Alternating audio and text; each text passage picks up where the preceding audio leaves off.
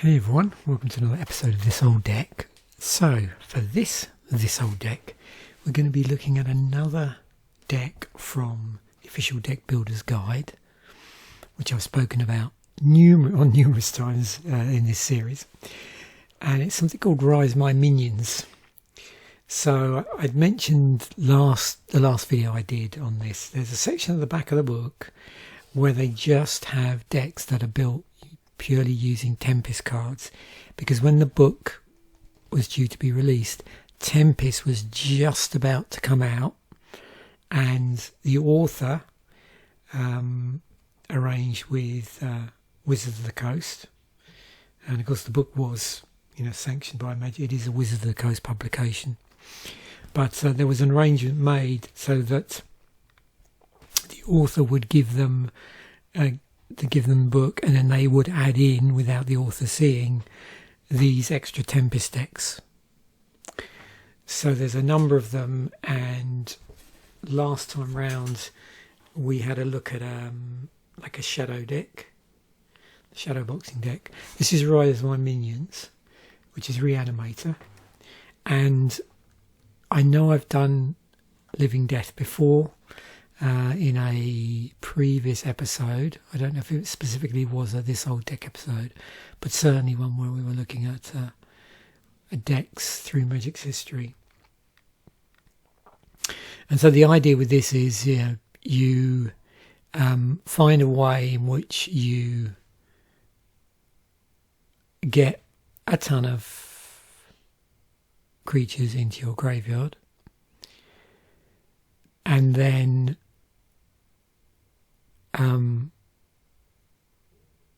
so there's a swap going on. So basically, you're going to be playing Living Death at some point. So what you want to do is get as many creatures in your graveyard as possible, and ultimately have a minimal amount of creatures on the battlefield in play, because there's going to be a swap when you play this. So it says here, set aside all creature cards in all graveyards, then put each creature that is in play into its owner's graveyard, then put each creature's card set aside in this way into play under its owner's control. So the strongest position you can be in is where the opponent has very few creatures in their graveyard, but quite a number on the battlefield, and you in effect have the reverse, or you have a lot of creatures in your graveyard. So if we look through the deck, you'll see certain cards in here which allow themselves to be sacrificed. There's also cards where you can like a sack outlets, so you can sack something to it. But I'll just read through quickly the blurb in the book. So it says, Rise My Minions was made to exploit one particular card from Tempest, Living Death. It has many cards that combine extremely well with Living Death. Mog Fanatics can be summoned on the first turn and get in a few hits before larger creatures come. Once they are no longer viable attackers, have them sit and wait until you're ready to cast a Living Death. Once you do, be sure to sacrifice your Mog Fanatics so they will be in the graveyard when Living Death goes off. So that's the other thing, is you can plan how, the point at which the certain creatures get into the graveyard, if they can be like Mog Fanatic, where you can sack them on the spot, so to speak, and then cast your Living Death. So what else we got here? Goblin Bombardment is an enchantment that ensures that when you cast your Living Death, you have no creatures in play. All of them will be in the graveyard. So if we look at Goblin Bombardment, we can just keep sacking whatever's on the battlefield. So you can see here the idea is to, whenever you cast that Living Death, you don't want anything on the battlefield. The overall strategy of the deck should work as follows. In the early part of the game, try to get out some of your fast small creatures such as Pity Imp and Mog Fanatic. Try to get as many hits as possible before your opponent gets his defense up. Don't use your direct damage to take out your opponent's creatures. Let the first Living Death do that. Later in the game, use your larger creatures, direct damage and puppet strings to maintain ball control. Remember to always sacrifice all of your creatures to goblin bombardment if possible. The immense messy tome can help you move through your deck in the later part of the game. Often it will be more useful to put any creature you draw off the tome into your graveyard instead of your hand. This deck has a good number of land, and the 4 Cinder Marsh should help to alleviate any colour concerns. Deck needs a lot of land because Living Death is such a critical spell and costs 5 mana to cast. So let's look at the individual cards, and then once we do that it'll be a little bit clearer. So you can see we do have 26 lands. We've got 4 Cinder Marshes. Now the only thing with these is if you want them to fix for blue or red, black or red. So if you tap them from black or red, Cinder Marsh does not untap during your next untap phase. So there's this delayed thing going on. But you can tap it when it comes into play for colourless mana, if you want to. There's 8 mountains, that's your red source. There is 1 Stalking Stones, 1 colourless mana in your mana pool, but for a cost of 6, it becomes a 3/3 artifact creature permanently. So you can turn it into a creature at whatever point you think that's going to be useful. It still counts as a land. And then we've got 13 swamps. Also here we've got Dark Ritual for mana acceleration. So single black adds 3 black to our mana pool. We have Kindle, which is this interesting red sweeper. So 1 and a red. So it sounds pretty low casting cost, but that's because it's symmetrical. So Kindle deals a target creature or player. Oh, hang on. No. What am I saying? Sorry, let me wind that back. I was getting overexcited. So it's not a sweeper. It's a spot removal. Yeah, I should read the card properly, shouldn't I? So Kindle deals to target creature or player an amount of damage equal to 2 plus the number of Kindle cards in all graveyards. So yeah, sorry. Thinking about that the wrong way around. So what it's doing is it's increasing the amount of damage based on the number of copies of it that is in the graveyard, but you can only target 1 creature or a single player. So yeah, it's not mass removal as I initially thought. Then you have Rolling Thunder. This is probably what I was thinking of. So X and 2 red, Rolling Thunder deals X damage divided any way you choose among any number of target creatures and or players. So yeah, I mean you can target your own, but you do get to select which creatures are targeted. Obviously the more you split it up, the more you need to pay. The more damage you want to do, the more you need to pay. So if you've got plenty of mana, then yeah, a Rolling Thunder can be pretty effective. You could use it in a pinch, I suppose, to blow up your own stuff if you wanted to. So they're then there when you play your Living Death. I'm not quite sure how much you would actually want to waste a Rolling Thunder doing that when you've got other means of doing it. We've got 2 Goblin Bombardments, talking about other means of getting stuff in the graveyard. So 1 and a green. What am I doing? Dear me, I'm all over the place today. 1 and a red. Sacrifice a creature. Goblin Bombardment deals 1 damage to target creature or player. I've actually been to the dentist today, but I haven't had any drugs or any, what do you call it, like anaesthetic, well, on my tooth. I don't think that could be affecting me because it's just a filling. So yeah, who knows. Where were we? So we done Dark Ritual, we done Kindle, Rolling Thunder, Living Death. Yeah, we already looked at. So let's go. We're almost like doing this in reverse, really. Saving the best till last. That's the way I feel about this. So 1 a Messy Tome. 4 to cast, 5 tap, draw 2 cards, then choose and discard a card. Puppet Strings. 3 to cast, 2 tap, tap or untap target creature. Nice control card. 1 copy of Commander Greven Ilvek, which is a legend, so you wouldn't want a ton of copies in here because of the legend rule. 3 and 3 black. It's a 7/5. When it comes into play, sacrifice a creature. Greven cannot be blocked except by artifact creatures and black creatures. So what's that? Fear, isn't it, I think? Maybe have a look at that in a moment. Sky Shroud Vampire. 3 and 2 black, flying 3/3. Choose and discard a creature card. Sky Shroud Vampire gets +2/+2 until end of turn. So if you've got any creatures in your hand, you want to get them to the graveyard, you can do it using Sky Shroud Vampire, so you're completely missing the battlefield, but it does pump it. 2 lightning elementals, 3 and a red. It's a 4/1, but it's unaffected by summoning sickness. So quite fragile, but can do a lot of damage and comes out, and can attack really fast. There is how many? I think there's just one. Is there just one shadow creature in here? Yeah. So Delphi Mercenary, which I think was in the shadow deck actually, last video. 2 and a black, 2/1 shadow. So it can only be blocked by only creatures with shadow. 1 and a black, Delphi Mercenary gets +1/+0 until end of turn. So this is fire breathing on our black creature. Now you'll see a similar thing on Pit Imp. So it's a single black 0/1 with flying.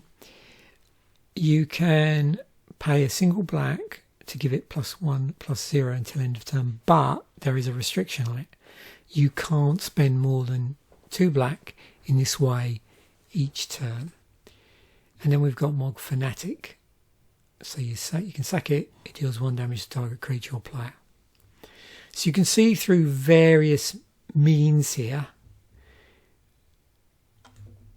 by what's on certain cards, we can get creatures fairly easily into the graveyard.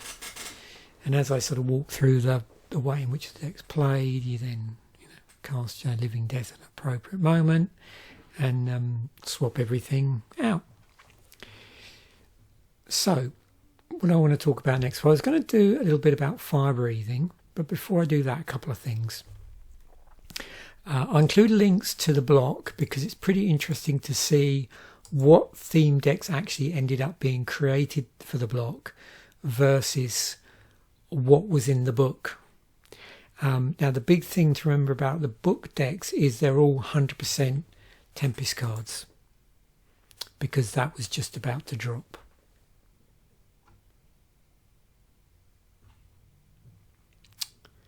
Yeah, there's pretty interesting cards in the set actually.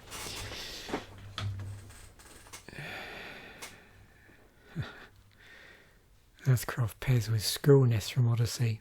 So yeah, certain things got pretty powerful. Yeah, when later sets were released. Okay. Oh yeah, Orator was in as well. So there were some things in here that I did want to take a look at. We've already looked at Living Death in a previous episode, but what I was curious was with Rolling Thunder. What's the boxes that ticked? Oh yeah, it is burn any. Okay. 137 cards that can burn any target, players, creatures or planeswalkers. Now you'll notice that is sorcery speed. So let's just have a look and see what else there is. So we want colour red. We'll stick to mono colour as well. And we will also do a type of sorcery. And then we're flipping to look at any instance that might do it. So sort of compare and contrast here. Release date. Boom. Oh yeah, we need first printing, don't we?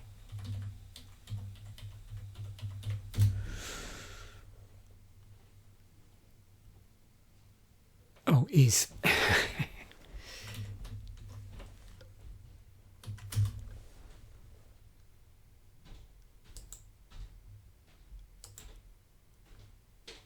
burn any. Colour red. What did I do wrong here? I know what I did. Ascending. So you can see we've got things like disintegrate, fireball, chain lightning, because you can. It's a single red to cast, but then there's this extra thing on it, which allows you to chain it. Some of them have a sort of restriction on how much damage it does, but as you can see, there's quite a number here of X spells. We've got Meteor Shower, which does X plus 1.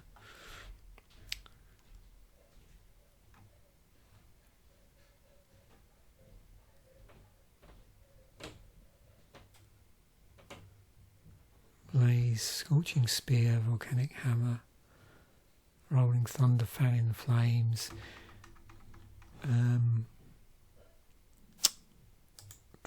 Yeah, I'm not gonna. It doesn't matter. I was just trying to think off the top of my head.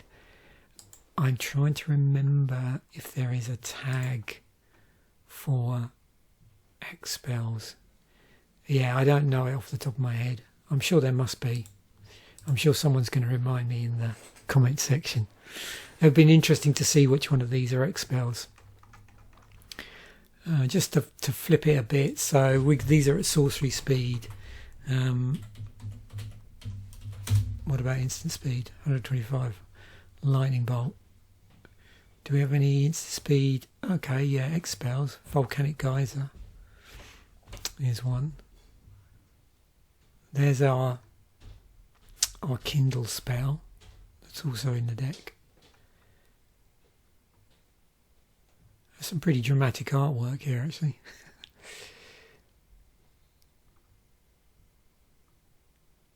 That's cool. Oh, and of course, Carbonize. But again, not an X spell. There's another one that, a sort of chain spell. Like a chain burn spell.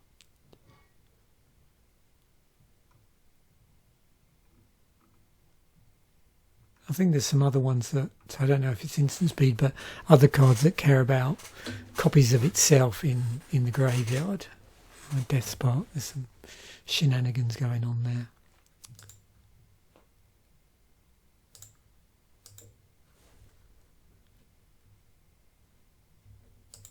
Let's have a look at Commander Grevenil Vec.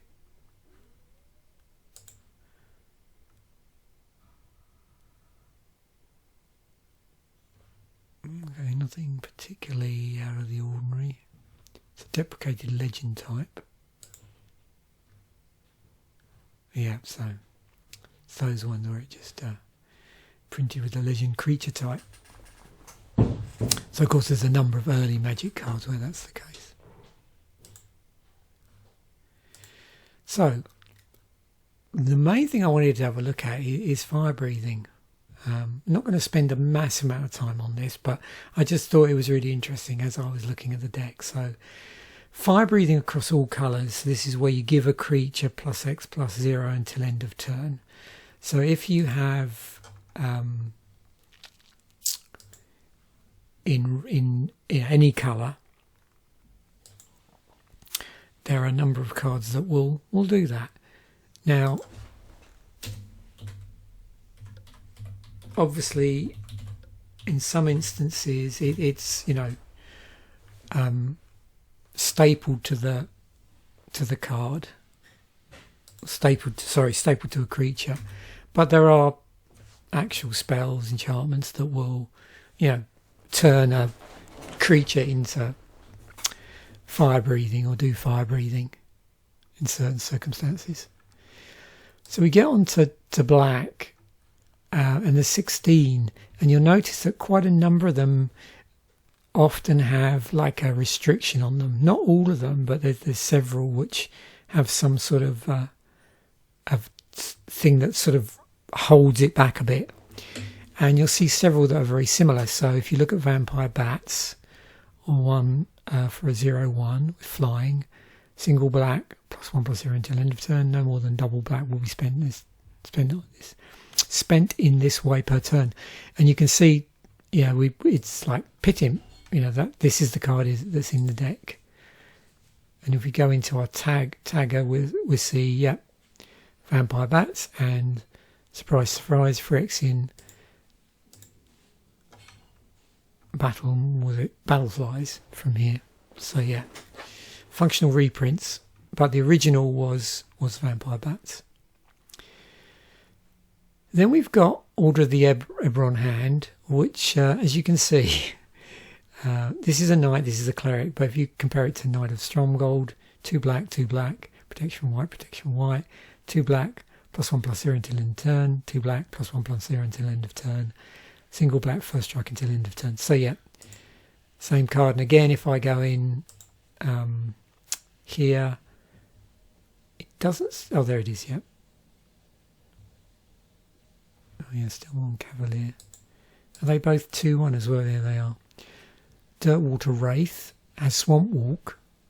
So this one, out of the ones we've seen so far, is probably closest to the sort of fire breathing that you might see on, say, a red dragon, because there doesn't seem to be any restriction. And it, you can sink as much black mana in there as you want, and that one's from Mirage. Then we have Sewer Rats. So you're paying 1 life and a black, +1/+0 until end of turn. But this one you can't spend more than 3. So a bit more than Vampire Bats, but you also pay life. That's Doughty Mercenary, which is Shadow. So 1 and a black, so slightly more expensive. Pittance we spoke about. Hate Weave is interesting, so it's 2 mana of any colour, but only targets blue or red creatures. So target blue or red creature gets +1/+0, so it's actually giving fire breathing to something else. There's Phyrexian Battleflies. Stromgold Crusader, protection white, gains flying until end of turn. So yeah. So it's like, one of these, but with flying instead of first strike.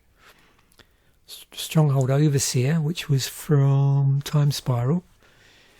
Double black, creatures with shadow get +1/+0 until end of turn, and creatures without shadow get +1/+0 until end of turn. So it's interesting, imparts fire breathing on shadow creatures. Drana Callistra Bloodchief, 3 and 2 black. This is from Rise of the Eldrazi, 4/4 with flying. X and 2 black, target creature gets -0/-X until end of turn. And Drana Callistra gets +X/+0 until end of turn. So you get this fire breathing from a drain. But yeah, it's pretty expensive. Grim Draugr, 2 and a black, 3/2. 1 and a snow symbol. Grim Draugr gets +1/+0 and gains menace until end of turn. It can't be blocked except by 2 or more creatures. That can be paid by with 1 mana from a snow source. Enrica Domnathri, which is a flip card. Okay. So the fire breathing is on the other side. But for 1 and 2 black you get... So each creature you control with flying, death touch and or lifelink gets +1/+0. That's interesting. So another one, similar to a few here. So this one here and this one here, where it's imparting it on other creatures. Psychic Blades, 8 creatures you control get +2/+0 and gain menace until end of turn. Okay, turn a black. Merkel's Invoker, and then Barrow Naughty. 1 and a black, 1/3, flying. Barrow Naughty has lifelink as long as you control another fairy. 2 and a black, so it's quite a high cost there for fire breathing. +1/+0 until end of turn. But of course you got lifelink, which is pretty cool.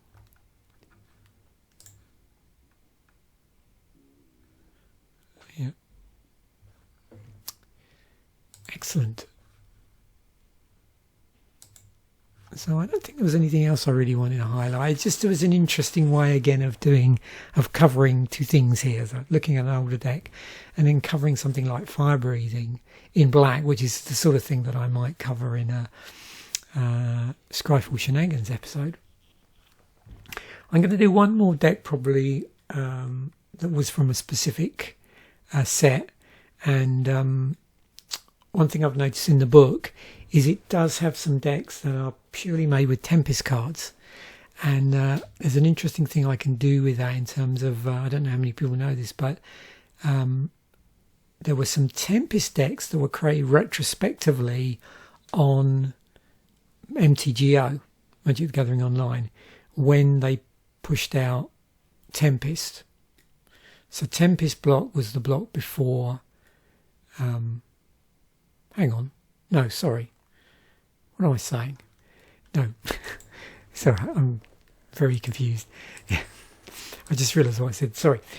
I meant Mirage. Mirage was the block before Tempest. Yeah, so the book also has Mirage decks in it. And Mirage, what they did with that is, on Magic the Gathering Online, when Mirage was released in paper, it didn't have any theme decks. When they released it on Magic the Gathering Online, retrospectively, they released some theme decks. So it'd be interesting to see. We're going to look at a particular deck, and I haven't bothered checking to see whether it was ever then done as a theme deck on MTGO. But there's a specific deck I've been meaning to cover for a long time in this series, and we're going to take a look at that. Actually, it's a certain type of creature that was kicking around in Tempest. In Mirage. I think I need to go and lie down actually.